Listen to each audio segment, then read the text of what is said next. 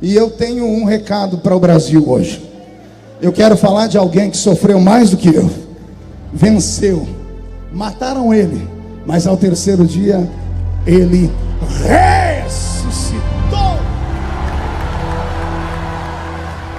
Na medida em que eu estiver pregando, eu vou me lembrando de outras pessoas, como o apóstolo Oriel. O apóstolo Oriel de Jesus me ligou lá dos Estados Unidos. Está ali o Dere, Deus abençoe o senhor, sua equipe. Momento de angústia, me apoiaram lá, oraram comigo, fui ministrado. E lá em Boston eu fui orientado acerca destas coisas que aconteceriam. Também fui orientado pelo pastor Marcos Pereira. Quando a gente nem sabia disso, Deus usando os vasos para falar: se prepara que vem uma tempestade. Mas Jesus está no meio da tempestade, então dá para passar. Quem está feliz, dê um glória a Deus. Pela primeira vez também na história dos Gideões, pastor Cizino, emissoras não evangélicas estão transmitindo o culto online. A RBS divulgou agora no site deles: quem quiser ouvir o pastor polêmico pregar, está online. É assim que Jesus faz.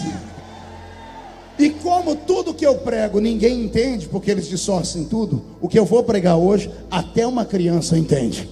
Os que trouxeram a Bíblia, abram ela comigo no Evangelho segundo escreveu São Marcos.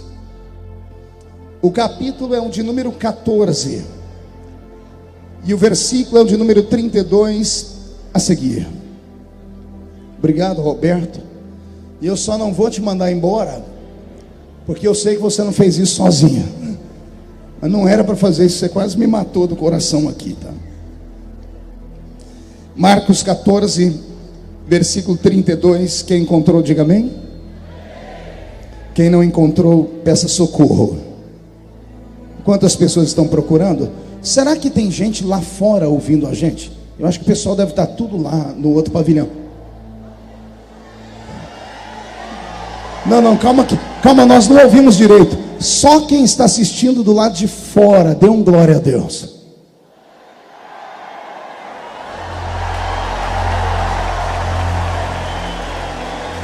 Eu acho que é um dos maiores públicos que nós já tivemos no domingo aqui. Glória a Deus por isso, glória a Deus. Fabiana, obrigado. Fabiana foi a minha guarda-costa, pastor Cizino. Ô mulher arretada, viu? E ela falou que o senhor falou que ela vai casar. Eu creio em milagre, né? Marcos 14, verso 32, está escrito assim: e foram a um lugar chamado Getsêmani, e disse aos seus discípulos: assentai-vos aqui enquanto eu vou orar. E tomando consigo a Pedro, Tiago e João, começou a ter pavor e angustiar-se, e disse-lhes: a minha alma está profundamente triste até a morte, ficai aqui e vigiai. E tendo ido um pouco mais adiante, prostrou-se em terra e orou para que, se fosse possível, passasse dele aquela hora. E ele disse: Abba, Pai, todas as coisas te são possíveis, afasta de mim este cálice, não seja porém o que eu quero, mas o que tu queres. E chegando, achou-os dormindo e disse a Pedro: Simão, tu dormes? Não podes vigiar uma hora? Vigiai e orai, para que não entreis em tentação. O espírito na verdade está pronto, mas a carne é fraca. E foi outra vez e orou, dizendo as mesmas palavras. E voltando, encontrou-os outra vez dormindo, porque os seus olhos estavam carregados e não sabiam o que responder-lhe. E voltou pela terceira vez e disse-lhes: dormi agora e descansai, basta, é chegada a minha hora. Eis que o Filho do Homem vai ser entregue na mão dos pecadores. Levantai-vos, vamos, eis que está perto aquele que me trai. E a igreja diz amém? Fecha a Bíblia, coloque no banco, na cadeira, pegue na mão da pessoa mais perfumada do seu lado, aperte a mão dele ou dela com carinho até eles falarem aleluia. Pentecostal que não faz barulho está com defeito de fabricação, não é? Vamos orar. Pai, nós te exaltamos, nós te glorificamos, e nós entendemos que dentro de alguns minutos este lugar ficará pequeno para o tamanho da glória que o Senhor vai mandar do alto dos céus. Daqui a alguns minutos os que vieram tristes começarão a saltar de alegria. Os que vieram se arrastando não voltam se arrastando hoje. Hoje voltarão voando nas asas de um novo tempo. Antes que eu comece a ministrar a sua palavra, cerque este ginásio com a sua glória. E num raio de 5 quilômetros, onde houver um demônio alojado, eu dou a esses demônios agora 5 segundos para sumirem de Camboriú, porque se não sumirem, serão queimados pelo poder da sua glória que aqui será derramada. Rasga o céu sobre Santa Catarina, meu Deus. E onde houver agora, Deus, um crente te orando, te exaltando, derrama sobre ele a potência do seu poder e da sua glória. Abre o céu, manda anjos de fogo descerem aqui, que esses anjos comecem a esparramar brasas tiradas do seu altar. E onde houver um crente cheio do Espírito Santo, pega ele, Jesus, mas pega ele agora, agora, agora.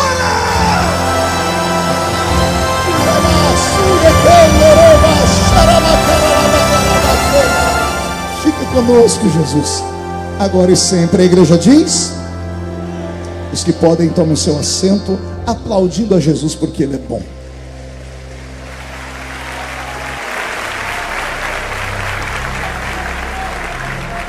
Glória a Deus. Quero fazer menção também do deputado Peninha Mendonça, que é aqui de Santa Catarina. Não sei onde está o Peninha. Deus abençoe Vossa Excelência por ter vindo. Também o vice-prefeito da cidade de Blumenau está aqui. Está ali com seu filho. Glória a Deus. Olhe para o seu irmão e diga: está preparado? Alguém trouxe lenço nesta noite? Quem não trouxe lenço, prepare a manga da camisa, a ponta da gravata, porque nós vamos receber um batismo de quebrantamento aqui nessa noite. Amém.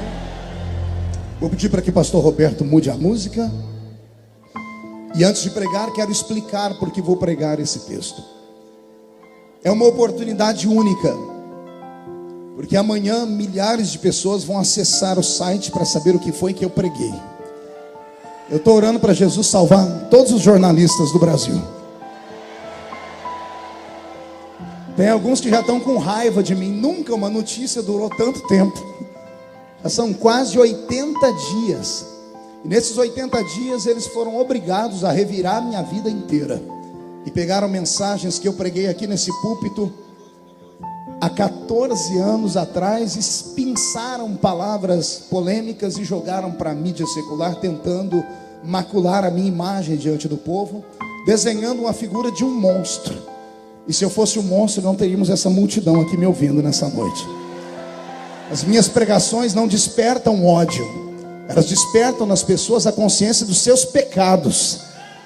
E o homem, quando é afrontado com os seus pecados, ele tem duas opções: ou ele se converte, ou ele cria raiva das pessoas que estão falando a verdade. O homem sobre quem eu vou pregar nessa noite foi crucificado, quase foi escalpelado vivo. E o único pecado, entre aspas, que acometeram a ele, porque de fato ele não cometeu nenhum, foi ele ter falado verdades. E a verdade tem que ser dita, custe o que custar, doa quem doer. E como pregador do evangelho, eu tenho um compromisso acima do compromisso de deputado federal. Eu estou deputado, mas eu sou pastor.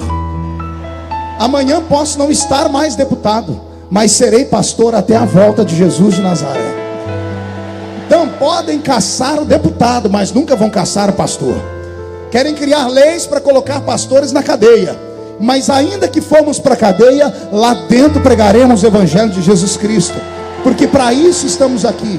E outra coisa, vai uma palavra que poucos vão entender, só quem é espiritual: eu estou aqui, mas eu não sou daqui. Eu estou nessa terra, mas a minha terra celestial está preparada. E se a trombeta tocar essa noite, daqui só 2 subir, eu tenho certeza que eu sou o primeiro. Quem é o segundo e vem junto? Então dá um berro para acordar Santa Catarina toda.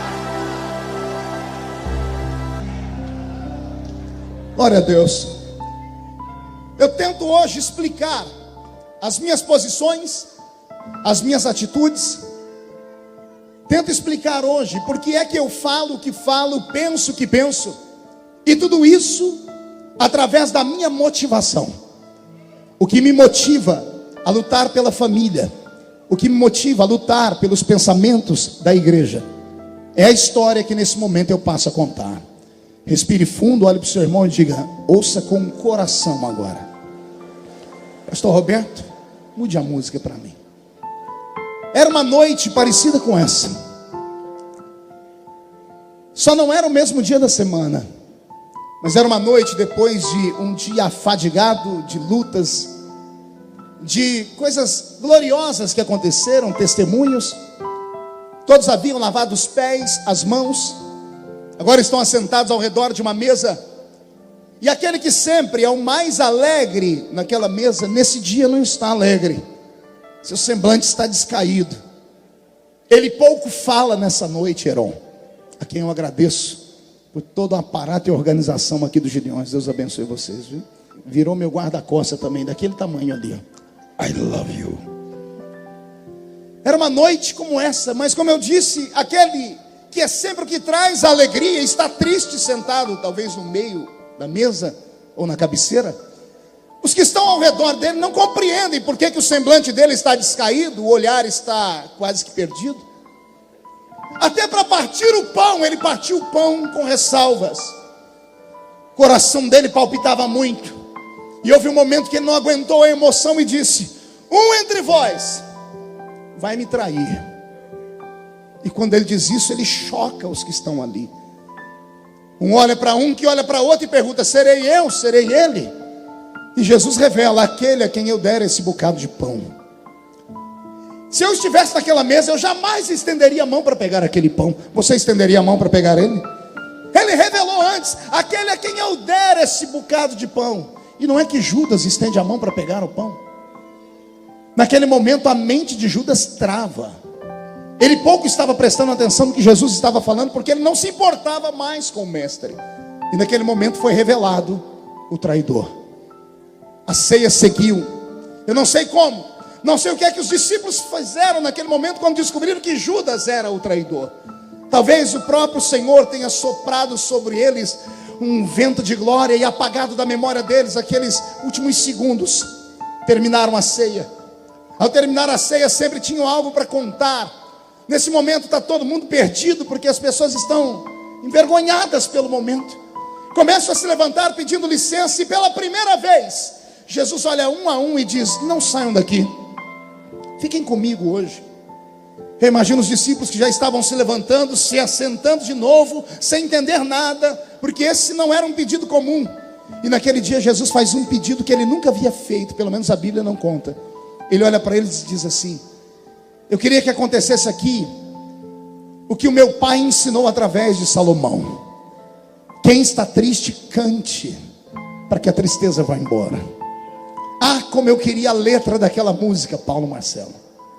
Ah, como eu queria a letra daquele hino, porque com certeza eu cantaria esse hino por muitas vezes na minha vida. E quem sabe nesses últimos 60 dias seria o meu hino de cabeceira, porque foi o louvor que preparou Jesus para uma das piores noites que ele havia tido em 33 anos de existência na terra. Aliás, eu nem sabia que ele era cantor. Não sei que tipo de voz ele falava, não sei se ele cantava como barítono, como contralto, mas com certeza a voz dele naquele dia ficou para sempre registrado no ouvido dos discípulos. Terminaram de cantar, eles pedem licença para ir embora, e Jesus faz uma coisa que ele também nunca fez: não saiam, fiquem comigo mais um pouquinho. Daqui a pouco ele se levanta e diz: já que vocês querem ir, ao invés de ir para casa, vamos subir o monte comigo. Todo mundo se entreolha e diz: ele não está bem. Quer perguntar o porquê? Só falam se todo mundo perguntar. Ele nunca deixou os discípulos subir com ele ao monte da oração. Ele sempre se reservava, e às vezes ele dizia: para proteger vocês, é melhor que vocês fiquem aí e eu vou orar sozinho. Porque ele travava longas noites de batalha com o inferno inteiro. Ele travava longas noites de batalha com potestades espirituais da maldade. Mas nesse dia, ele estava tão carente, ele estava tão machucado, que ele pediu para que os amigos ficassem ao lado dele. E os amigos até tentaram, e caminharam com ele 1 milha, 2 milhas, até chegarem na entrada do Monte das Oliveiras. E ali, quando começaram a dobrar os joelhos e Jesus contou 1 a 1, faltou um. que no meio do caminho, no lugar escuro, aproveitou uma bifurcação e saiu e debandou, e foi fazer aquilo que ele tinha colocado no seu coração, que era vender o mestre. Está com Jesus agora 11, e quando Jesus percebe os 11 que ali estão, o coração dele se enfraquece. Ele dobra o joelho e começa a orar, e ele percebe que os outros estão orando, mas a oração dos outros não dura mais do que 30, 40, talvez no máximo 60 segundos, porque a única oração que aqueles discípulos faziam, e isso talvez era culpa do próprio Jesus, porque um dia eles chegaram em Jesus e falaram: os discípulos do João sabem orar, por que nós não precisamos orar? Por que nós não podemos orar? E Jesus dizendo para eles: vocês têm a mim com vocês, enquanto eu estiver com vocês não precisam orar, mas querem aprender a orar, eu vou ensinar uma oração. E era a única oração que eles sabiam. E eles juntam as mãos naquela noite escura, num grupo de 11, e começam a orar: Pai nosso que estás no céu, santificado seja o seu nome, venha a nós o teu reino, seja feita a tua vontade, assim na terra como no céu. O pão nosso de cada dia nos dai hoje, perdoai as nossas ofensas, assim como nós perdoamos a quem nos tem ofendido. Não nos deixes cair em tentação, mas livra-nos do mal, porque teu é o poder, o reino e a glória para sempre. Jesus não ficou feliz assim, porque eles acabaram de orar e fez-se silêncio no monte. A alma dele angustiada, o coração acelerado, ele querendo gritar. Eu não sei se você já passou por momentos assim. Só vai orar em monte quem está com a vida quase perdida. Tem alguém que já subiu a montanha para orar aqui? Já viu alguém chegar na montanha e ficar rezando? Quando a gente vai para a montanha, a gente vai para a guerra, a gente vai para o grito. Aquilo que a gente não pode gritar em casa, a gente grita na montanha. Aquilo que a gente não pode falar para os amigos, a gente fala na montanha. Na montanha a gente bate o pé no chão, a gente rola na terra, a gente salta e grita até Deus ouvir. E Deus escuta a oração da montanha. Só os que já oraram no monte tiveram uma experiência como essa. Dê um grito de glória a Deus, por favor. E Jesus queria que os discípulos orassem com ele, porque um orando sozinho, todo mundo vai ouvir a oração. Mas se tiver mais de um, se tiver 12, porque eles estavam em 12 ali, os 11 mais ele, ninguém saberia o que o outro estava orando, mas eles se calaram. E Jesus percebe que eles não têm o que orar. E eles tentam orar, mas a oração que eles sabem é só o Pai Nosso, e acaba por ali mesmo. E enquanto eles estão tentando orar, Jesus começa a ficar mais angustiado. Ele se levanta e faz algo que ele nunca havia feito. Pergunte o quê? Ele chama os 3 amigos mais íntimos dele: Pedro, Tiago e João. Leva eles para um canto. Ele abraça os 3 e diz: o que eu vou falar para vocês é o desabafo de um amigo. Os outros são meus filhos, são meus discípulos, mas não têm a intimidade que vocês têm comigo. Então com vocês eu posso falar que vocês não vão se escandalizar. Se eu falar para os outros o que eu vou falar para vocês, eles vão abandonar a fé. Mas para vocês eu posso. Os 3 estão com o coração acelerado também, dizendo: o que é que Jesus vai falar? E Jesus olha no olho dos 3, Valquíria, e diz: a minha alma está angustiada. Eu estou sentindo a morte chegar. Eu sinto que é meu último dia. Não vamos ter mais manhãs de café. Não teremos mais almoços na casa de Lázaro. Não teremos mais dias de sorriso vendo os milagres. Eu sinto se aproximar a maior entidade espiritual temida pela humanidade, que é a morte. Que quando vem não volta sozinha. Que quando vem não manda recado. Que quando vem não envia um e-mail avisando que está chegando. Que quando vem não posta no Facebook. Quando ela vem, ela não volta sozinha. E ela estava se aproximando. E Jesus, sensitivo como era, percebeu que o Espírito já estava pairando por lá. E nesse momento ele diz: é por isso que eu preciso que vocês orem por mim. E aqui eu choro, porque eu sempre amei ver Jesus como super-herói. Eu sempre amei pregar Jesus fazendo atos mirabolantes.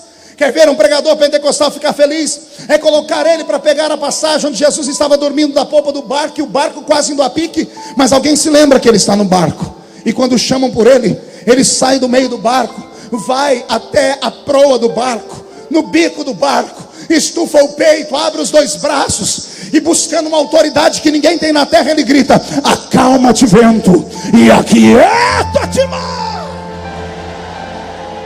Eu já ouvi falar que mar tem braço, Charles, mas não sabia que tinha ouvido. Eu nunca ouvi falar que vento escutava. Eu ouvi falar que vento assoviava, mas o vento e o mar pararam para ouvir Jesus. E quando ele vai voltando para o barco, os discípulos vão olhando para ele dizendo: que homem é esse, que até o vento e o mar obedecem? Eu sou apaixonado em pregar um Cristo super-homem. Amo o pastor Alexandre Bernardino. Ver Jesus parado na porta da tumba de Lázaro, e quando a pedra está sendo movida, seu coração se enche de glória, Marco Aurélio. E ele olha para o céu e diz: Pai, não é só para mostrar, é só que eles saibam que nós somos um de verdade. Ouve a minha oração. E olhando para dentro daquela tumba, ele grita: Lázaro, ô Lázaro, defunto de 4 dias, Lázaro, que a pele, a carne já está podre e fedorenta, Lázaro, sai de dentro desta cova, Lázaro. E daqui a alguns segundos vem o morto pulando, todo enrolado, e a morte foi obrigada a abrir caminho para ele. Eu amo pregar sobre esse Cristo, mas quando eu chego aqui em Marcos 14 e vejo ele pedir oração para alguém, e vejo ele pedir para alguém cantar um hino para ele, que ele está triste, e vejo ele desabafando no ouvido de melhores amigos, se eu me apaixono por ele, aqui eu adoro a ele, mami. Eu adoro, porque é um recado que ele está mandando para nós. Você pode operar milagres, você pode ser um exímio pregador, Júnior Bola, você pode convencer multidões, mandar o mar calar e o vento, mas tem dias na sua vida que você não consegue carregar a cruz sozinho. Tem dia, Paulo Marcelo, que precisa de um sirineu, como você pregou hoje de manhã. Tem dia que a gente precisa de alguém que tem um coração aberto para estar conosco. E aqui eu adoro Jesus, porque se ele passou por um momento de dúvida e angústia, eu não sou de aço, os que estão na frente não são de aço. E é por isso que eu vim aqui hoje te dizer que o mais fraco crente aqui entre nós é mais forte que o inferno inteiro de pé. Vou falar mais uma vez para que o inferno escute. O crente mais capenga que chegou aqui chamando Jesus de Genésio, o crente mais capenga que ao entrar aqui desafiou Deus dizendo: é meu último dia, não volto mais aqui se o senhor não falar comigo. Esse crente, ele é justificado por Jesus Cristo, ele é perdoado por Jesus Cristo e será glorificado por Jesus Cristo. E se tem alguém que concorda comigo, dá só mais um grito de glória. Contando para eles o que ele estava sentindo, ele não disse que estava com dor de dente, nem com a mente doendo, ele disse que estava sentindo a morte chegar. Nem mesmo isso fez os discípulos orarem com ele. Quando eles começam a orar o Pai Nosso, pastor Vanderlei Carceriano, e terminam, Jesus disse assim mesmo: tem cruz que a gente tem que carregar sozinha. Nem o melhor amigo pode acompanhar a gente. Ele levanta Newton e vê todo mundo dormindo, o coração está na mão. Ele entra pelas pairagens daquele jardim, do Jardim das Oliveiras, o Jardim do Getsêmani. Getsêmani significa prensa de óleo. Ó, para onde está indo a oliveira verdadeira? A oliveira da verdadeira está entrando dentro do jardim e se planta no chão daquele lugar, sob uma pedra. Pelo menos é assim que os maiores artistas pintaram a cena. Eu posso vê-lo com seus cabelos, sua barba, ajoelhado, olhando ao céu, com um olhar perdido, com um olhar de angústia. E naquele dia, o que eu conto agora é algo que penso eu, não diz a Bíblia, digo eu. Havia um silêncio mórbido naquele jardim. Os grilos não grilavam, sapos não coachavam, pássaros não piavam. Alguns minutos antes de Jesus entrar ali, Deus e o diabo se encontraram naquele jardim, fizeram um acordo. Deus disse ao diabo: você não vai atormentá-lo aqui com seus demônios, e eu não colocarei meus anjos aqui para fortalecê-lo, porque neste momento a decisão é dele, e só dele. Não há influência. E quando ele se põe naquele jardim em oração, Ele sente o medo, porque ele enxerga tudo antes da hora. Ele é Deus. Ele é o que, igreja? Não ouvi, ele é o que? O lado divino dele, que é o lado que nós mais amamos, porque é o lado que opera milagres. Naquele dia foi o maior inimigo que ele teve, porque o lado divino dele trazia antes da hora a visão de tudo que ia acontecer. Segundos antes de tudo, ele antecedia o fato e via. Ele enxergou, por exemplo, toda a humilhação que sofreria com Caifás. Ele enxergou por antecipação a humilhação que ele sofreria com Pôncio Pilatos. Ele sentiu por antecipação o flagelo que sofreria lá no jardim, que daqui a pouco eu falo. Também sentiu o peso da cruz e toda a angústia. E quando ele sente tudo isso ao mesmo tempo, o coração dele dispara. E aqui eu falo sobre um estudo que fiz. Nenhum ser humano suporta uma emoção tão grande. O coração de Jesus Cristo era para ter explodido naquele momento. Era para Jesus ter infartado. Mas ele estava proibido de morrer de infarte, porque gente infartada não pode salvar o outro. Tem que ter um sangue derramado. Como o coração dele não pode explodir, a pressão que o sangue sai dali começa a fazer as veias do seu corpo inchar. E as veias do seu corpo inchando, as veias mais diminutas estão no cérebro. Eram para essas veias terem estourado em um aneurisma e Jesus ter tido ali um derrame cerebral. Mas ele estava proibido de ter um derrame cerebral, porque todo torto não poderia subir à cruz. As veias suportaram. E como o sangue não tem para ir, para onde ir, as veias do cérebro começam a esticar, mas não explodem, elas trincam. E ele começa a suar, não mais suor, mas gotas de... Não ouviu o que foi que ele suou? Quando ele passa a mão na sua fronte, vê o sangue, o lado humano não aguenta. Ele olha para o céu e grita: Pai, se for possível, passa de mim esse cálice. E tem uma vírgula ali, diga comigo uma vírgula. Oh, bendita vírgula. Quem conhece a língua portuguesa sabe que a vírgula é colocada em uma sentença, em uma frase, para dar tempo daquele que está falando respirar, equalizar o pensamento e continuar falando. Aquela vírgula foi o momento em que Jesus parou para respirar a sua angústia. Era para ele ter continuado a sentença. Ele disse: se for possível, passa de mim este cálice. Mas depois da vírgula tem uma outra sentença. Ao invés de ele dizer: eu estou com medo, ele olha para o céu e diz: todavia, seja feita a tua vontade e não a minha. Eu chorei o dia que eu entendi isso. Eu perguntei: Jesus, por que o Senhor falou isso? Ele disse: por causa daquela vírgula.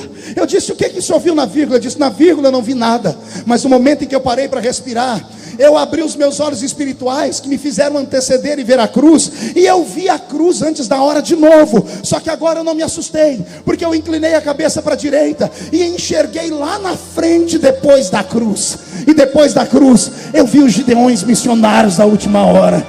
Depois da cruz eu vi as sentenças que foram decretadas de vida eterna. Depois da cruz eu vi aqueles homens e aquelas mulheres de mãos levantadas, dando grito de glória, mandando força, dizendo que o céu é logo ali. E por causa desse povo, vou repetir, por causa desses malucos que ninguém entende, que nos chamam de desequilibrados, por causa desse povo, ele olhou para o céu e disse: todavia, seja feita a tua vontade, não a minha. E ele se levanta. Ele se levanta numa força incrível. Não é mais o mesmo homem que entrou. Eu disse que não é mais quem? Não ouvi? Não é mais quem? Pergunte por quê. Ele entra depressivo. Ele entra triste. Ele entra angustiado. Quando ele se levanta, ele sai dali como um guerreiro. Ele sai mais forte que um guarda pretoriano. Ele sai e acorda os discípulos assim: não pudestes orar comigo? Eles vão dar uma desculpa e diz: agora é tarde, não precisa mais orar, porque a carne é fraca, mas o espírito está forte.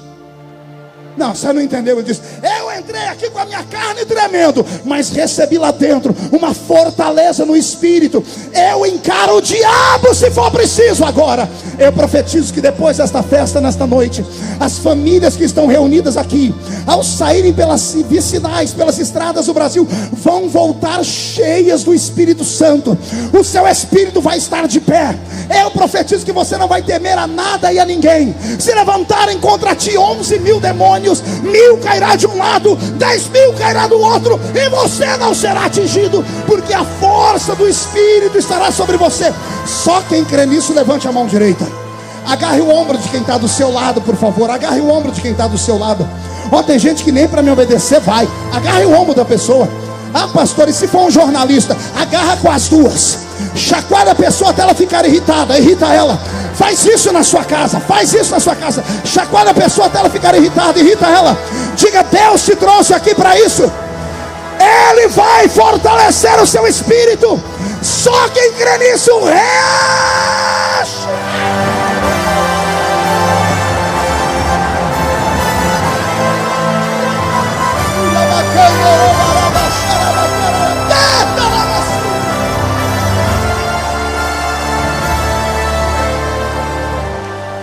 Vou contar uma coisa que desceu do céu agora.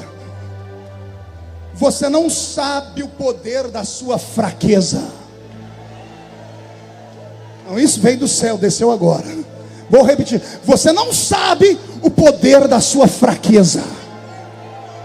Quando um crente está fraco, ele coloca Deus de pé no trono.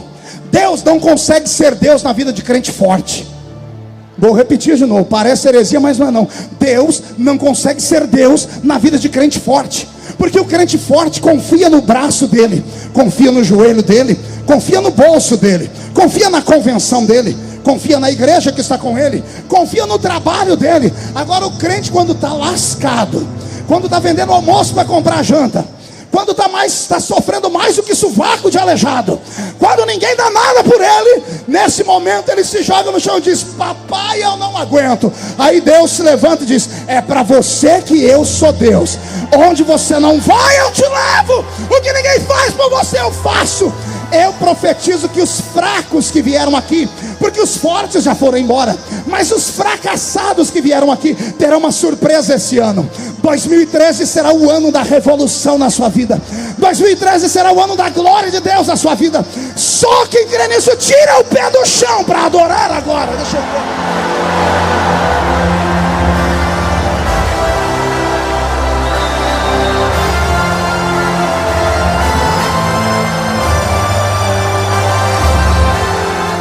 E para que ninguém pense que essa é uma teoria feliciana, que isso não é doutrina do felicianismo. Boa essa, boa Anderson. Felicianismo. Paulo disse: quando eu estou fraco, é aí que eu... Calma, põe o verbo direito. Quando eu estou fraco, é aí que eu sou forte. Porque estar é passageiro. Você está fraco, mas na verdade você é forte. Não, você não entendeu, eu vou falar de novo. Você está fraco, mas você é um gigante para Deus. Eu profetizo que a força do Senhor te acompanhará, e Deus vai tirar da mão do ímpio, vai entregar na sua mão tudo aquilo que o seu coração deseja. E se tem alguém que acredita, diga: eu creio, eu creio. Então pega, põe no coração, e só mais um grito, só mais um grito, Senhor. Alguns jornalistas vieram perguntar para mim, o que não entra na cabeça deles, pastor Wagner, do Canadá, é como é que eu aguento tanta pressão. Falei: como é que o senhor consegue dirigir as comissões com aquela barulheira toda? Eu disse: meu filho, eu sou pentecostal. Quanto mais grito, melhor para mim. Quanto mais fuzuê, mais cheio de Deus eu fico. É assim que as coisas continuam. Cadê os crentes que vivem na pressão aí? Agora respire fundo. Vamos sair do Getsemane. Jesus sai do Getsemane. A alguns metros dali, ouve-se um barulho. Há uma turba de cerca de 600 homens que estão sendo guiados por Judas, o Iscariotes. Estão vindo para prender Jesus. Os discípulos escutam os gritos vindo de cá, querem correr para lá. Devem ter perguntado: Jesus, vamos correr para lá? E Jesus diz: não, meu caminho é para cá. Mas até agora há pouco o senhor estava triste. Ele diz: pois é, agora eu estou feliz, eu não vejo a hora de acabar esse negócio. Vamos acabar com isso logo. E Jesus vai e encara os algozes. E vem uma das cenas mais lindas da Bíblia: Judas, o Iscariotes. Judas vem e dá um beijo em Jesus. Ele dá o que em Jesus? Só que Jesus não xinga, não amaldiçoa, não dá lição de moral. Judas dá um beijo e quer sair. Jesus segura ele e diz: Judas, vem cá, você é meu amigo. Judas, você é meu amigo. Jesus estava mandando um recado para ele, dizendo: não importa o que está acontecendo agora, você mora aqui dentro. Não deixa o diabo te engodar, não deixa o diabo te enganar. Mas Judas não entendeu o recado, não entendeu o recado, saiu dali. Quando ele viu seu mestre ser espancado, não suportou e foi ao alto de uma montanha, no campo de Aceldama. Pendura-se em uma cruz, ou pendura-se em uma árvore, se joga lá de cima, pelo peso do seu corpo balançando, deve ter pegado em uma árvore, rasgado as suas entranhas, e suas vísceras ficaram naquele lugar para que os abutres comessem. Jesus continua o seu flagelo. Pedro e os que ali estavam não conseguem ficar perto de Jesus. Depois que Jesus dá uma lição em Pedro, Pedro arranca uma espada da cintura, tenta cortar a cabeça de um soldado. Ele erra e acerta a orelha. E mesmo assim Jesus faz um milagre naquele momento, recuperando a orelha do soldado e dizendo: Pedro, se eu precisasse de guarda-costa, não seria você. Anjos desceriam do céu para me socorrer. É chegada a hora. Jesus é arrancado dali, levado para Caifás. Caifás envia para Anás. Fazem perguntas, esbofeteiam seu rosto, cospem nele. E Jesus em silêncio suporta o seu flagelo. Até que depois desse momento, Jesus é levado para que seja julgado por um tribunal romano. Porque Anás e Caifás só podiam fazer com Jesus um julgamento religioso. Como não podiam matar Jesus, porque isso feria a lei daquele tempo, precisavam arrumar uma acusação legal diante da justiça romana. E encontraram a acusação. Falaram que Jesus dizia para todo mundo que era o rei dos judeus. E isso oprimiria o reino de Roma. Poderia criar uma cisão no reino de Roma, uma rebelião. Levam Jesus para Pôncio Pilatos. Pôncio Pilatos, depois de meia dúzia de conversas com Jesus, ele era um cônsul. Afinal de contas, era um embaixador, era um homem que entendia de leis, era um homem intelectual. Meia dúzia de palavras com Jesus e pronto. Jesus convenceu ele de que ele não era tudo aquilo que falava. Tem acontecido isso comigo nesses dias, né? Depois de apanhar bastante, me deram a oportunidade de falar na imprensa, na televisão. Depois de 3 programas de televisão, mudou a cara do Brasil acerca da minha pessoa. Porque pessoas intelectuais pararam para ouvir e viram que mentiras caem por terra quando a verdade aparece. Teve um dos entrevistadores, eu não vou dizer o nome, foram 3, né? Se eu dizer o nome fica ruim, mas quando terminou, ele veio e me deu um beijo e disse: você me convenceu. Se você me convenceu, você convence qualquer pessoa. Eu tenho até medo de ir na sua igreja e acabar me convertendo lá, pela pregação da palavra. Pôncio Pilatos tenta encontrar um subterfúgio. Ao invés de matar Jesus, porque os judeus tinham sangue, que estavam com sangue nos olhos por Jesus, ele promove um massacre do corpo de Jesus. Jesus é levado para o alpendre da sua casa. Ou melhor, do lado de fora do alpendre havia uma mini praça dentro do palácio onde Pôncio Pilatos morava. E ali naquele espaço colocaram um tronco, amarraram Jesus pelas mãos, deixaram ele seminu. E 2 soldados pretorianos começam um flagelo que resultou em quase 500 cortes nas costas de Jesus. Foram 39 chibatadas, uma quarentena de açoites menos 1. 39 chibatadas com um chicote chamado azorrague. Azorrague era um chicote com 12 tiras de couro. 12 tiras de couro, e na ponta de cada tira uma limalha de ferro, um pedaço de osso de carneiro quebrado. Cada vez que o chicote era desferido e batia nas costas, o osso e o ferro entravam na carne. Quando puxavam, rasgava a carne de Jesus por completo.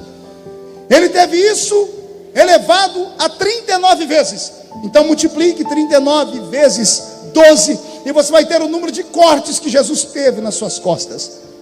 Só que havia entre os judeus, quando eu estive em Israel há pouco tempo, eu aprendi isso, e isso me fez chorar muito. Havia entre os soldados romanos uma disputa. A disputa entre os soldados romanos era para saber em qual round cairia o judeu, porque nenhum judeu se ajoelhava diante de autoridades que não fossem do povo dele. Batiam nas costas para que o homem perdesse as forças e se arregasse. Então todos os judeus que foram levados para esse tipo de flagelo, havia sido feito um estudo entre os soldados. Na 10ª chibatada, nenhum mais aguentava, porque 10 chicotadas significavam 120 cortes no corpo. Então eles esperavam todos a 11ª chibatada. Pergunte por quê? O corpo não aguentava, e a pessoa esmorecia. Ao esmorecer, ele ficava pendurado. O soldado que está batendo não para medir onde está batendo, porque batia só em um lugar, até ver os ossos aparecerem. Depois de 120 chicotadas ou 120 pancadas dadas por 10 chibatadas no mesmo lugar, a carne de Jesus já estava toda em frangalhos. Agora os ossos estão aparecendo. Quando o corpo dele esmorece e ele cai, o soldado não para abaixar junto com o corpo dele. Ele continua dando a 11ª chibatada no mesmo lugar. Só que agora o corpo de Jesus caiu. A 11ª chibatada não pega mais as costas, pega no ombro, pega no pescoço, pega no rosto. E quando o soldado puxa a 11ª chibatada, a parte mais sensível do corpo humano está ensanguentada, e vem a parte que ninguém entende. E a Bíblia diz que Jesus, como uma ovelha muda, permanecia. Pilatos, num canto olhando, vai para sua mesa jantar. Cláudia procura sua esposa, que acabou de fazer o jantar, está vendo que o marido mexe no prato, mas não come. E deve ter perguntado a ele: por que não come, embaixador? Ele diz: não tenho fome. Eu vi um homem judeu, na verdade galileu, jovem, bonito, inteligente, sofrendo ali na mão dos soldados. O corpo dele está dilacerado. Ao término das chicotadas, Jesus deixou ali 2 litros de sangue e desmaia. E Pôncio Pilatos diz: que homem é esse? E a mulher dele diz: eu não me meto em assuntos de governo, mas ontem à noite, enquanto eu orava, o Deus dos deuses me apareceu e disse para mim: não toque na questão desse homem, porque esse homem é justo. Esse homem é justo. Soltam as mãos dele. O corpo de Jesus cai ao chão, é embrulhado, jogado em uma cela. Pilatos passou a noite toda acordado, seu espírito perturbado. Ele não queria matar Jesus. Na verdade, de manhãzinho uma luz ilumina a mente dele. Hoje é um dia especial, é o dia do perdão para os judeus. Eu posso libertar um preso, eu posso dar vida a um enquanto mato o outro. Então vou pegar o pior de todos os bandidos que nós temos, que é Barrabás, e coloco ele ao lado desse Jesus. Como ele levava a multidão na sua palavra, a multidão vai querer que solte Jesus, e eu não tenho o sangue dele nas minhas mãos. Naquele dia de manhã, quando acordaram Jesus, acordaram ele aos pontapés. O corpo dele embrulhado sobre o corpo ensanguentado, um pano grudado no seu corpo, um pano que colou em todas as feridas que estavam no seu corpo. Quando Jesus é exposto diante da multidão, puxam aquele pano de uma só vez. Você já tirou um esparadrapo de uma ferida? Imagine tirar a ferida de quase 400 esparadrapos de uma vez. Quando arrancaram aquele pano que havia colado no corpo dele, Jesus tem o seu corpo inteiro tremendo, e as feridas abrem de novo. E Pilatos, mais do que depressa, diz: senhores, nós podemos libertar um dos dois. Quem é que vocês querem que eu solte? Jesus ou Barrabás? E a multidão que foi comprada, corrupta, grita em uma só voz: solte Barrabás. Crucificam, crucificam, crucificam.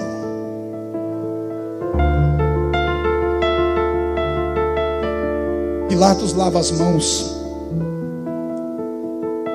Seja feito o que vocês querem. O corpo de Jesus é arrastado, colocado na mão de ferozes guardas pretorianos que eram amantes da tortura.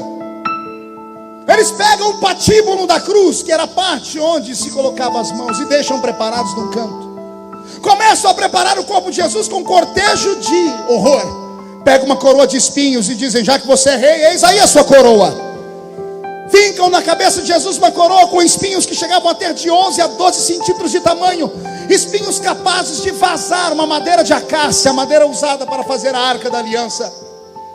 Fincam aquela coroa na cabeça de Jesus, cospem nele, arrancam a sua roupa. O pano já havia arrancado, a roupa que é colocada sobre nesse momento é arrancada também, e ele fica seminu. Uma vez seminu, ele é exposto à vergonha.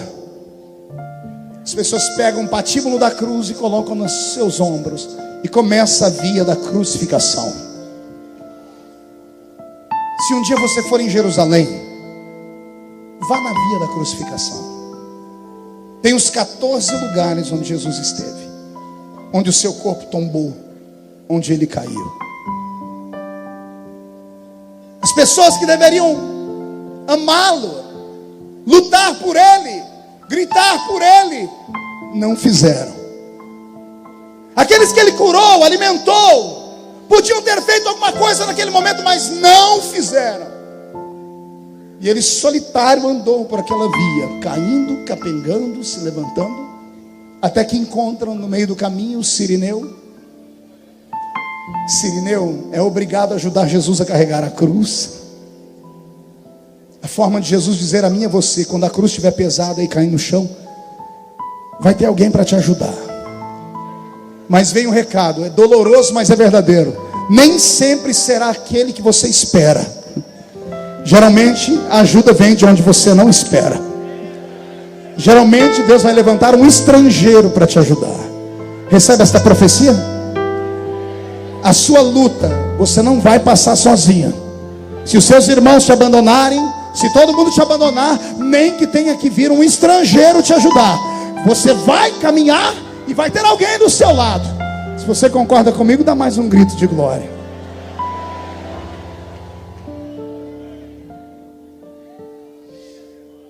Estamos no Gólgota, e o vento sopra. O astro-rei que brilha no céu olha para a terra, e nesse dia ele se envergonha. Até que daqui a alguns minutos ele vai se esconder num canto do mundo. Os pássaros deixam de voar. A terra começa a se regurgitar, até que daqui a alguns minutos, algumas horas na frente, ela vai provocar um terremoto. Mas quando Jesus é colocado no alto daquela montanha, o patíbulo da cruz arrancado dos seus ombros, é colocado a haste principal, e uma cruz pesadíssima, fincada no chão, ou antes de ser fincada no chão, deitada no chão, se transforma numa espécie ou cama de tortura, e Jesus é colocado ali. Primeiro colocam sua mão esquerda e fincam ela com um prego gigante. O outro braço, quando vão colocar, é um pouco mais difícil. Pergunte por quê? A cruz não era dele, a cruz era de Barrabás. E Barrabás era um homem zarrão. Barrabás, nascido na região de Caríates, lá da terra do Cariotes Judas, era um homem com um corpo gigantesco.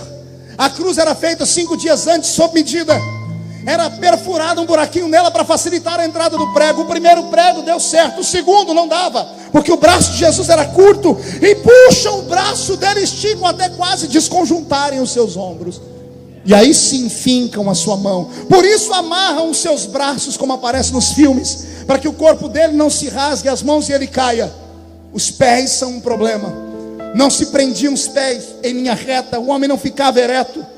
Eles inclinavam a perna do homem 45 graus, além do normal, viravam para a esquerda ou para a direita, e fincaram os 2 pés com um prego só naquela cruz, e depois um novo prego para segurar os 2 de uma só vez. 5 homens levantam a cruz. Quando soltam o peso do corpo de Jesus com a cruz dentro daquele buraco, o impacto no chão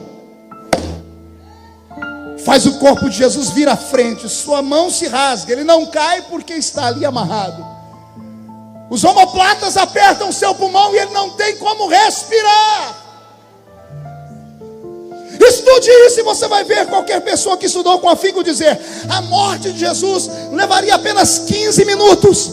Da hora em que ele foi colocado na haste da cruz e o corpo pendeu, 15 minutos para morrer, mas levou horas. Quer perguntar o porquê? Não, isso é muito sério, eu só falo se todo mundo perguntar. Jesus conhecia a lei do sacrifício. E a lei do sacrifício dizia que carne sacrificada não podia ter sangue coagulado. O sangue tinha que ser limpo. Não podia destroncar o pescoço da vítima. Não podia ser carne sufocada. E como a carne dele não pode ser sufocada, e ele sabe que o sacrifício tem que ser perfeito, Jesus de Nazaré, o meu Cristo, quem eu amo, está aqui nessa noite. Ele arruma força naqueles dedos que estão livres e segura na cabeça do prego, e arruma força onde não tem, e traz o corpo dele para trás. E quando ele faz isso, todos os seus tendões quase se rasgam. As suas costas, que estão abertas por mais de 400 cortes, encontram uma cruz, uma madeira que não era lavrada, cheia de ferpas e farpas que entram nas feridas. E Jesus sente dores que nenhum de nós jamais imaginaríamos sentir. E mesmo assim, ele não abre a sua boca.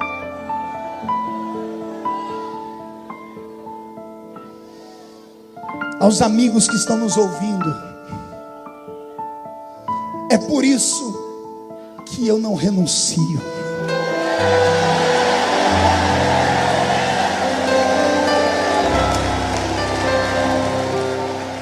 É por isso que nós estamos aqui. Vocês não entendem as nossas loucuras, os nossos gritos, debocham das nossas rododinhas, debocham das nossas coreografias, debocham dos nossos aleluias e dos nossos gritos. Mas fique tranquilo, quanto mais vocês colocam a gente na mídia, a gente não se envergonha disso, porque nós não somos pautados pela mídia. Não sou pautado por artistas. Com todo respeito aos artistas, porque é uma profissão, e tem muita gente boa, tem alguns irmãos nossos que são artistas. Mas com todo respeito aos artistas que se levantaram contra mim esses dias, beijando na boca, mandando recado para mim, na verdade vocês estão mandando recado é para esse povo aqui, ó. Na verdade, ao invés de vocês fazerem um ato que para vocês é bom, vocês estão arrancando sentimentos que estavam esquecidos de uma família unida. O pai não aceita isso. Nenhum pai cria o filho para ver porcaria na frente dos olhos dele. Nenhuma mãe cria sua filha para que ela tenha uma vida estranha fora do futuro. A família é criada para adorar a Deus. A família é criada para adorar a Deus. É isso. E sabe o que eu queria fazer aqui agora? Agora é hora da polêmica. Vamos para o Jornal Nacional de novo. Eu queria convocar os crentes a nunca mais assistirem uma novela.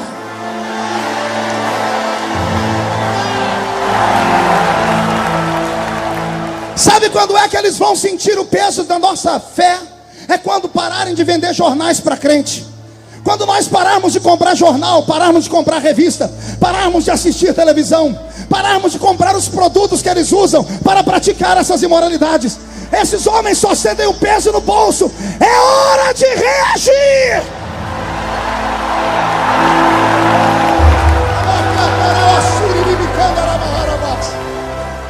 Escute aqui. Eu tenho amigos aqui que moram nos Estados Unidos e eles vão dizer se é verdade ou se é mentira. O conglomerado Walt Disney, há alguns anos atrás, não faz muito tempo, criou dentro do Walt Disney uma praça com detalhes de coisas que são contra a família. No dia da inauguração foi um fiasco. Pergunte por quê. Só fala se todo mundo perguntar por quê. As famílias cristãs americanas, eu não estou falando crentes, estou falando cristãs, boicotaram, foram para frente da Disney, fizeram um cordão e não deixaram ninguém entrar. Você não entendeu? Vou repetir. Fizeram um cordão na entrada, ninguém entra. Um dia, 2 dias, 3 dias, no 4º dia acabou. Foram lá e desmontaram aquele negócio. Lá é um lugar de família.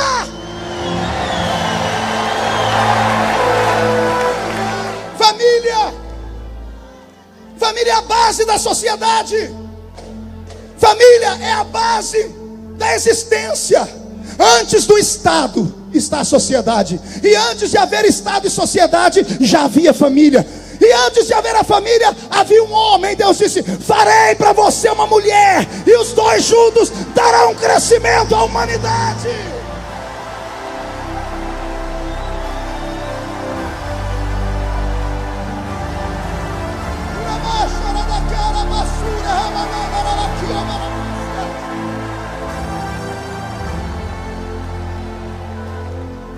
Tudo que eu estou passando é por causa deste livro. Eu estou sofrendo por causa deste livro. Eu fui citar Gênesis, me chamaram de racista. Fui citar Romanos, me chamaram de homofóbico. Eles odeiam esse livro, mas esse livro não odeia eles. E hoje eu vou convocar essa igreja para nós fazermos uma oração, para vermos até o ano que vem o maior número de conversão jamais visto nesse país.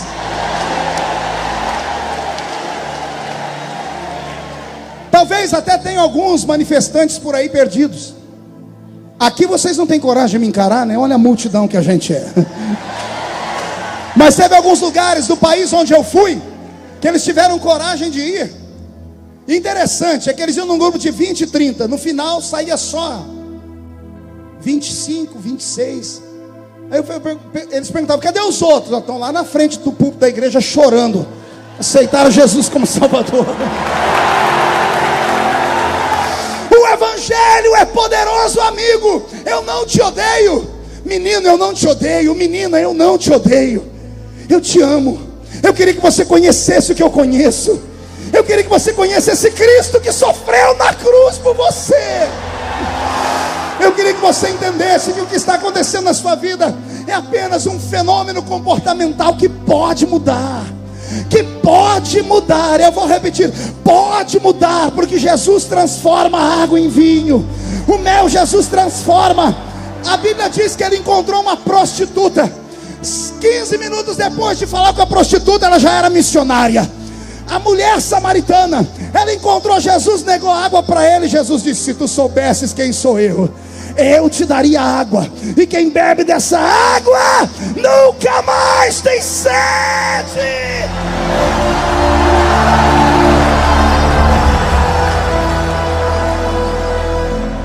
Eu profetizo a tua salvação. Daqui a alguns anos eu vou te ver aqui. Seus dentes estão rangendo, seus olhos estão trincados. Você está nesse momento enchendo meu Twitter de palavrão e ameaças de morte. Eu te amo. Declaro meu amor incondicional pela sua vida. Estou lutando por você. Você tem que se lembrar que você só está aí agora com essa raiva toda e só está vivo porque um homem e uma mulher fizeram você.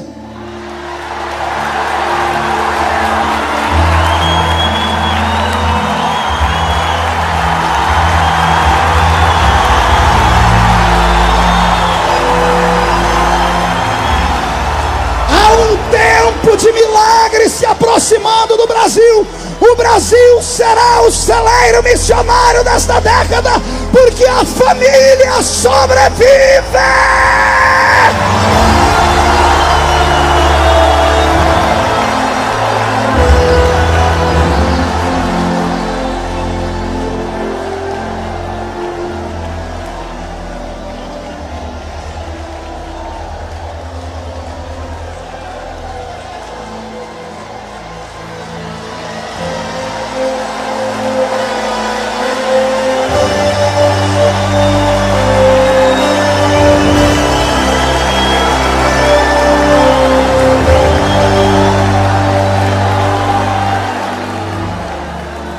Preste atenção.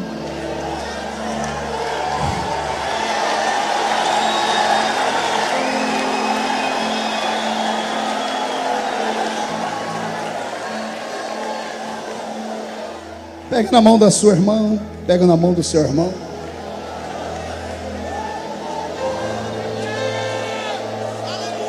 Jesus está no alto da cruz.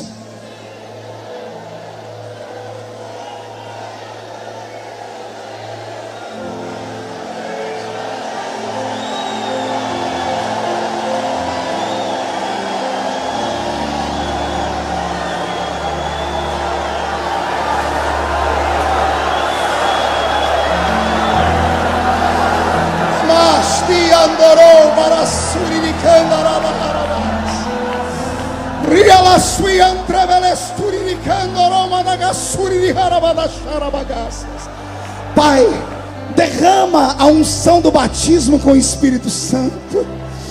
Batiza com o Espírito Santo aqui. Agora!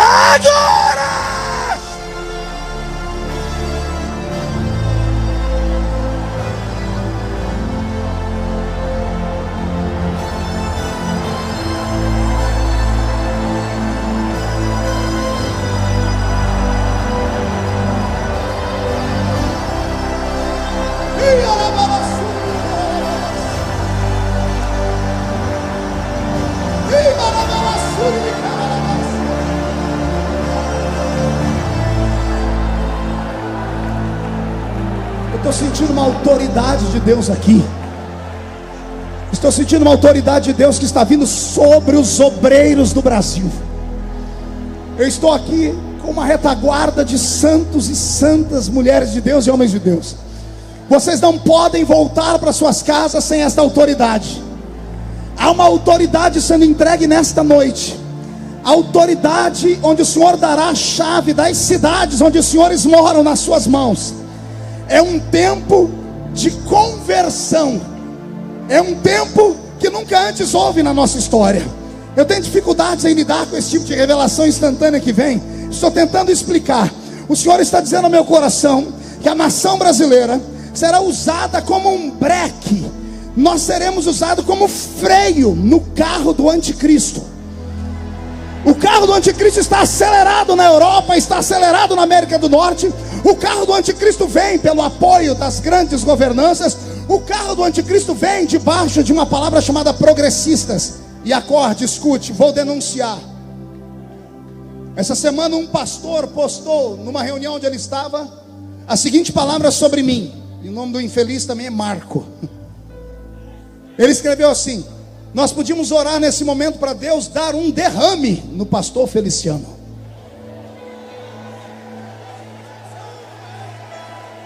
Vocês leram isso? Amém.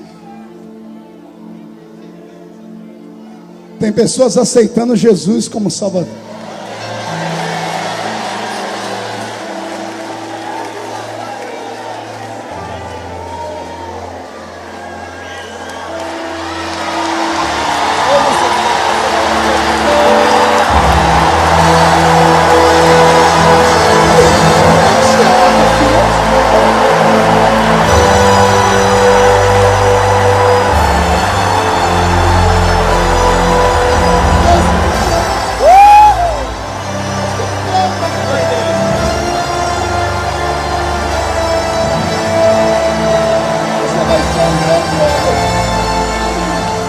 Você vai ser um grande homem. Jesus traz vida sobre o coração dele. Todo o sofrimento que ele teve com o pai dele, toda a tristeza que ele sofreu na infância, traz vida para dentro dele e faz ele ser um profeta.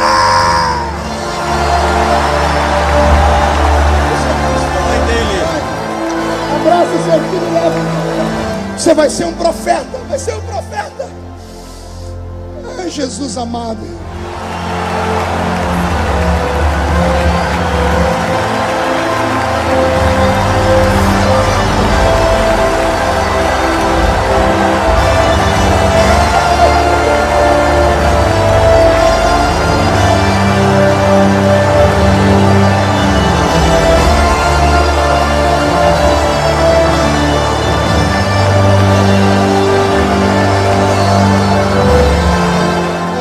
Deus.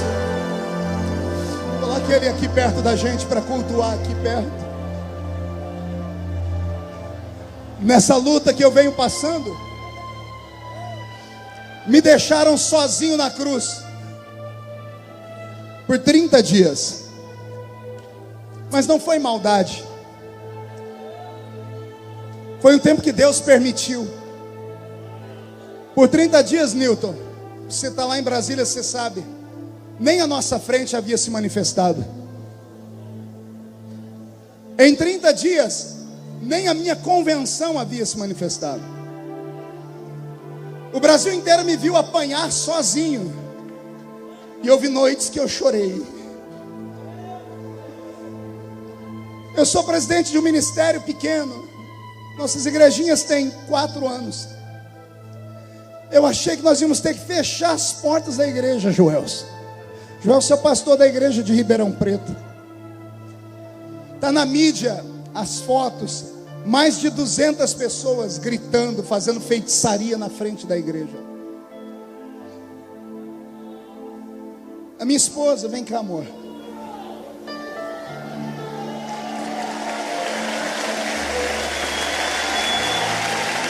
Para vocês eu posso falar que são minha família. Contraí uma doença psicossomática. Eu até queria que depois o pastor Uriel orasse por ela. Ela acorda de manhã com refluxo, e o refluxo faz fechar a glote, e ela não tem oxigênio. Terça-feira passada eu saí correndo dentro da casa desesperado, gritando: Deus, cura minha esposa, porque ela sofreu tudo isso calada esses dias. Eu te amo, filha. Eu não vou te pedir desculpa, porque você sabe quando casou comigo onde Deus ia me levar.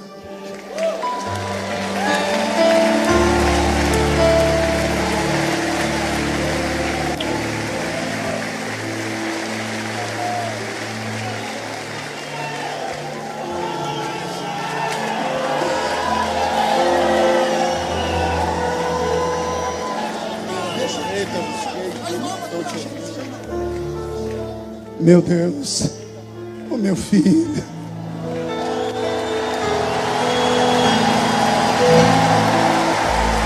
Você vai ser profeta.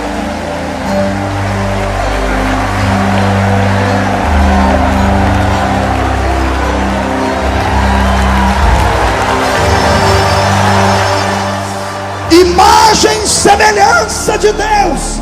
Imagem e semelhança de Deus. Imagem e semelhança de Deus.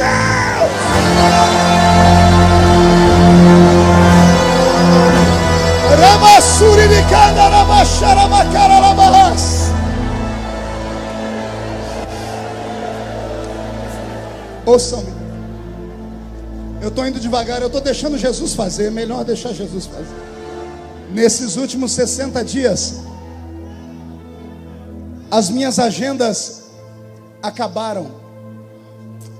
Quase liguei para o senhor, pastor Uriel. O senhor fazer umas agendas para mim na América. As igrejas aqui no Brasil, a maioria delas, todo mundo sabe que eu tenho uma agenda concorrida. Eu chego a pregar 20, 22 dias por mês. E as igrejas desmarcaram, porque os ativistas vão para a internet e ameaçam, falando que vão fazer manifestação com trio elétrico. E eu não vivo de salário de deputado. Eu tenho estrutura muito grande, tenho programa de televisão, tenho missionários que eu sustento, tenho famílias. E houve dias desses últimos 2 meses que eu falei: Jesus, acabou tudo. O que eu vou falar agora é uma coisa muito particular. Pegue na mão de quem está do seu nome. Karen, vem cá, filha. Essa é a minha filha mais velha. Linda igual o pai, não é? Tem o mesmo temperamento que o meu. Brava que só Jesus na causa. Quando ela fez 15 aninhos, eu estava passando uma situação difícil. Eu falei: filha, papai não vai te dar festa de 15 anos, mas quando você fizer 18 anos eu vou te dar um carro. E ela aceitou. Filha boa faz isso. Ela fez 18 anos quinta-feira passada. E no dia do aniversário dela, o dinheiro que eu tinha para comprar o carro, nós usamos para pagar as contas. porque eu fiquei sem agenda. E eu falei, Jesus vai dar um jeito nessa história. Aí, 2 dias antes do aniversário dela, um amigo me ligou, o apóstolo René Terra Nova. Me chamou para ir lá em Porto Seguro, no evento dele, e tinha lá 17 mil pastores. Ele me deixou pregar. Quando eu terminei de pregar, os irmãos vieram correndo ao púlpito, jogando dinheiro no púlpito. Eu nunca vi aquilo, eu não pedi nada. E o apóstolo havia dito que aquilo aconteceu uma vez só, 10 anos atrás. Deus moveu o povo. Foi 1 hora, a gente jogando dinheiro no meu pé. Eu falei, meu Deus, estou desesperado, o que é isso? E o apóstolo dizendo, Deus está trabalhando, fica quieto. O dinheiro que veio de oferta aquele dia, eu consegui pagar todas as contas. E quando foi essa semana agora que passou, um irmão que estava lá naquele evento me ligou, falou com o Dr. Bauer. O Dr. Bauer me deu a notícia, eu liguei para ele, ele falou, pastor Marco, Jesus falou comigo que era lá no congresso de Porto Seguro, que era para eu voltar para casa a pé. Eu falei, por quê? Porque ele mandou dar o carro da minha mulher para sua filha. Aí ele falou, só que a minha mulher ia divorciar de mim. Aí quando eu cheguei no hotel, eu falei, filha, nós vamos a pé para casa. Ela disse, vamos mesmo, porque Jesus falou comigo que é para eu dar o carro para a filha do pastor. Não é o carro que ela quer, mas é um começo. Chega segunda-feira, amanhã está em casa às 2 horas da tarde. É a forma de eu falar para minha filha que Jesus sempre cuidou da gente. Ele nunca vai te desamparar, nunca.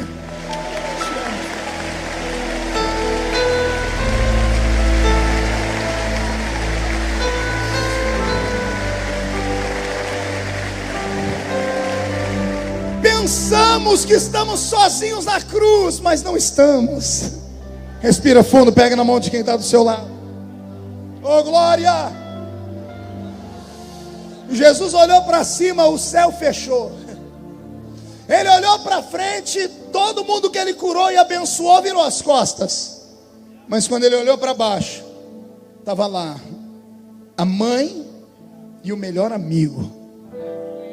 Era Jesus dizendo, quando você estiver crucificado na cruz, todo mundo pode te abandonar, menos a sua família, menos o seu melhor amigo.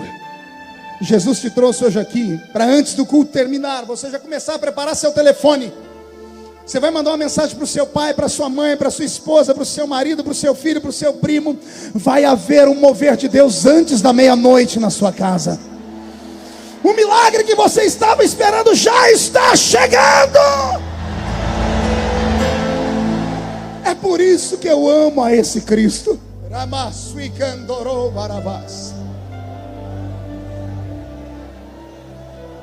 Houve uma hora naquele dia, naquela sexta-feira, que Jesus olhou para o céu e disse, Pai, consumado está. E eu entrego na sua mão meu espírito. E tendo dito isto, Jesus expirou. Ele morreu. Assim. Quando Jesus expirou, o que saiu de dentro dele era o Cristo que estava dentro dele. Quando o espírito, o fôlego de vida saiu de dentro dele, olhou para baixo e disse para o corpo pendurado na cruz, fica tranquilo aí, eu vou sair, mas daqui 3 dias eu venho te buscar de volta. Uma vez me perguntaram, pastor, por que Jesus morreu primeiro do que os outros 2 bandidos? Ele sofreu menos? Não. Ele sofreu de igual forma, os outros também foram flagelados. E por que é que Jesus morreu primeiro do que eles? Para evitar problema. Pergunte qual? Toda vez que a morte cruzou o caminho de Jesus, ela se deu mal. Jesus atrapalhou o velório da filha de Jairo. Jesus parou o cortejo fúnebre do filho da viúva de Naim. Jesus entrou no cemitério e trouxe de volta Lázaro. A morte não tem vez com ele. Jesus disse para mim, filhos, se os outros 2 que estavam à esquerda e à direita morressem primeiro, era morrer e ressuscitar, porque perto de mim a morte não fica. A morte não fica. Respire fundo. Ele morreu. E a Bíblia diz que, tendo morrido, o seu espírito desceu às regiões mais baixas. E antes da ressurreição trouxe consigo um cativeiro. Trouxe consigo o quê? Pergunte o que é isso, pastor. Todos os que morreram antes de Jesus tiveram uma chance da salvação. Todos os que morreram antes de Jesus tiveram a chance da salvação. Senão Deus seria injusto. Quando Jesus morre, nesses 3 dias que ele desaparece, ele desce às profundezas do Hades. Ele vai no seio de Abraão. E todos os que morreram antes dele tiveram a chance de encontrar nele o Messias. Pode imaginar ele entrando lá no cativeiro, abrindo as portas, porque a chave da morte está na mão dele. E ele dizendo: Lázaro, ou melhor, antes de lá, vamos pegar os mais antigos. Daniel, sai para fora, Daniel. Mas quem és tu, Senhor? Eu sou aquele que fecha a boca dos leões. Jeremias, sai para fora. Mas quem és tu, Senhor? Eu sou o oleiro e tu és o vaso. Ezequiel, sai para fora. E quem és tu, Senhor? Eu sou o anjo que tem o cordel na mão de medir e meço as águas do avivamento. Lázaro, sai para fora. Sai todo mundo que morreu para fora. Abandone este lugar agora, porque é hora de conhecermos o verdadeiro paraíso. Agora que o evangelho está anunciado entre os mortos, é domingo como hoje, só que era de manhãzinha. Um grupo de mulheres foram até a tumba. Chegaram lá, a pedra estava rolada. 2 homens de branco estavam esperando elas. E eles gritam: por que procurais entre os mortos aquele que vive? Ele não está mais aqui. Ele já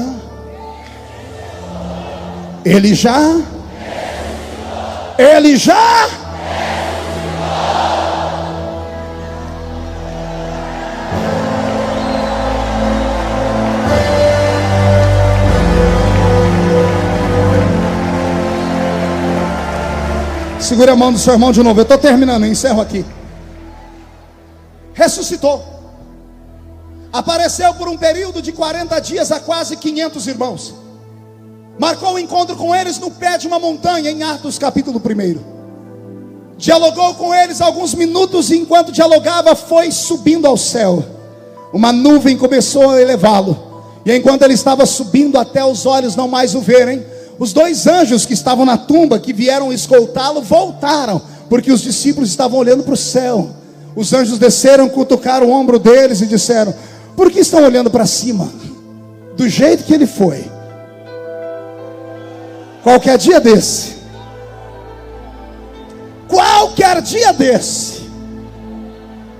ele vai voltar. Quem está pronto para entrar no céu por 2 minutos? Quando ele desaparece dos olhos dos homens, ele não vai para a atmosfera, não vai para o espaço sideral. Ele vai para o céu da eterna glória de Deus. O céu da eterna glória de Deus está com os portões trancados, porque há inimizade entre o homem e Deus. Agora que Jesus está na frente do portão, porque ele arrastou para o céu um corpo de carne. Ele arrastou para o céu um corpo do quê? Diga para o seu irmão: a carne nunca havia entrado lá.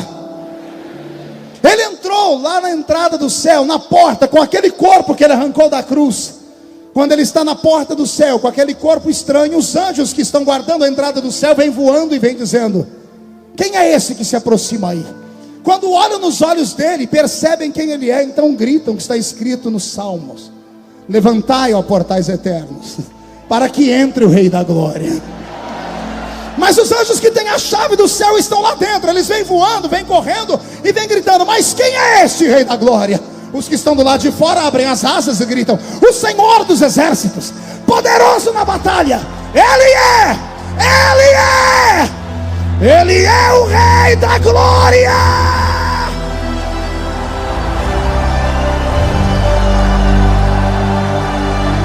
O portão se abre. Um homem de carne e osso entra no céu. Quando seus pés pisam as ruas da Nova Jerusalém, ele cumpre a lei. É possível ser homem, nascer aqui nessa terra, viver uma vida de tribulação e depois ir morar no céu.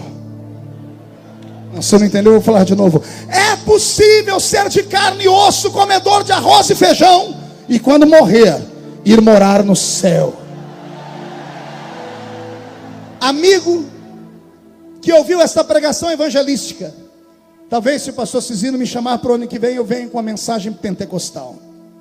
Mas eu não podia perder essa chance de evangelizar o Brasil nessa noite. E falar para você que está em casa, que existe o céu, em contrapartida existe o inferno. Que existe Deus, e se existe Deus, existe o diabo. Que existem anjos, se existem anjos, existem.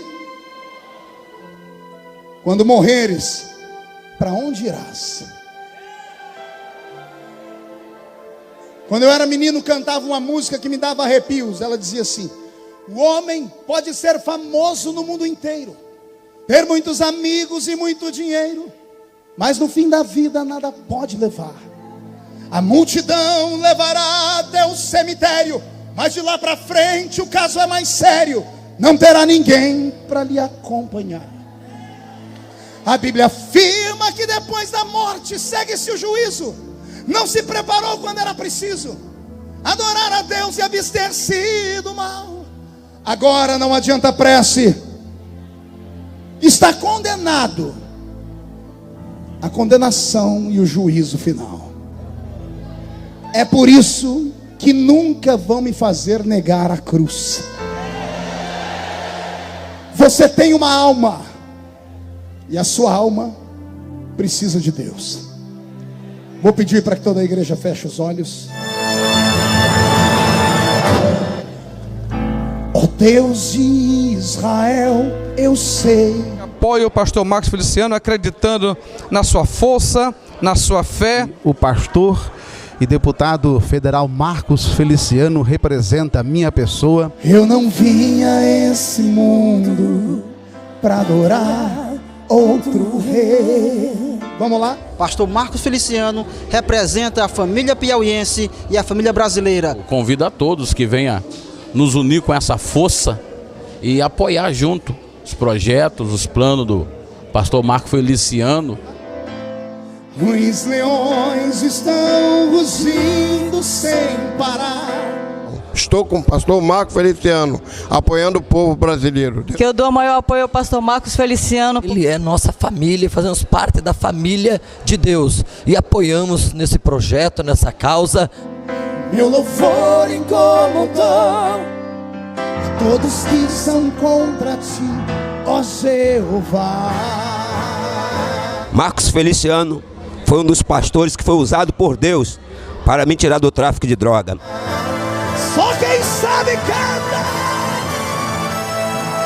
Nada pode intercalar. Marcos Feliciano é realmente, legalmente, o representante da família. Estamos junto com o servo, pastor Marcos Feliciano. Apoiamos ao pastor Marcos Feliciano. Marcos, tamo junto, conte conosco. Louvor do meu coração, nos manjares eu abro mão.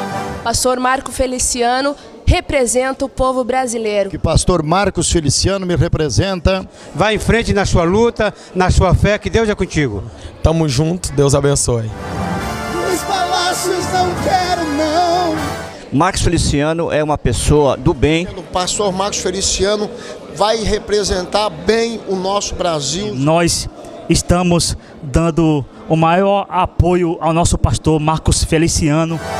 Eis-me aqui como Daniel, com os olhos voltados para o céu. Pastor Marcos Feliciano, você nos representa. Eu sou de Bituba, Santa Catarina. Bem-aventurada é a nação cujo Deus é o Senhor. E o pastor Marcos Feliciano nos representa. Com o risco de morrer, mas o que me importa é te obedecer. E quero deixar aqui o apoio. Nós estamos com o Senhor. Nós amamos e apoiamos o pastor Marcos Feliciano. Eu e a minha casa e a minha família é representada pelo Senhor. Senhor, não te Solte a voz! O pastor Marco representa a minha família. E estamos nessa guerra aí, apoiamos Marcos Feliciano. Nós estamos junto com ele, apoiando ele, em defesa da família. Marcos Feliciano me representa. Me representa, eu tenho uma família e Deus é o Deus da família.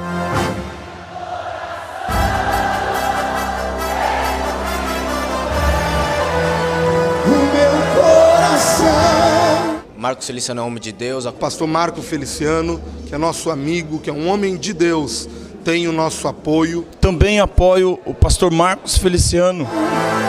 Vivo só pra ti. É hora de brigar pela família e defender esse homem de Deus que está lá à frente, pastor Marcos Feliciano. Nós estamos dando apoio ao pastor Marco Feliciano. Conte conosco, o povo de Goiás está em peso, aí apoiando o senhor, amém? Não abro mão do céu. Estamos juntos para defender o Brasil. A igreja evangélica está aqui unida para isso. Que eu apoio o nosso querido pastor Marco Feliciano. Até diante da morte. O Amazonas está com o Senhor, estamos orando, intercedendo pela sua vida. A sua vitória é a nossa vitória. Deus te abençoe. Nós estamos juntos contigo nessa luta pela família. Que este homem íntegro, um pai de família, um homem abençoado por Deus, ele me representa e me representa muito bem. E o que depender de mim, da família Bernardino, dos Gideões Missionários da Última Hora, nós sempre estaremos do lado deste servo de Deus. Prefiro ser fiel. Cadê o grito de glória a Deus?